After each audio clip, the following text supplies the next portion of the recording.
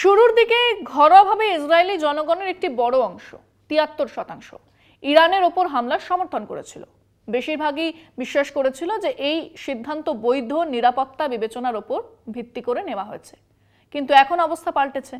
এক বিরাট সংখ্যক মানুষ এই সিদ্ধান্তের বিরোধিতা করছে এবং যারা সমর্থন করেও ছিল তাদের এক বড় অংশ অভিযানের চূড়ান্ত কার্যকারিতা নিয়ে যথেষ্ট সংশয় ছিল।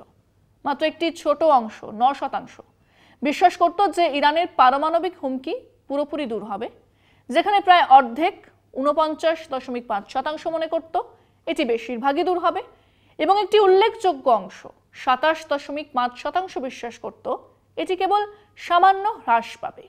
এবং এমনকি যুদ্ধ শুরুর আগেই প্রায় অর্ধেক জনগণ ৪৭% মনে করত যে ইসরায়েলি সরকারের অভিযানের জন্য একটি স্পষ্ট প্রস্থান কৌশল মানে এসকেপ রুট নেই।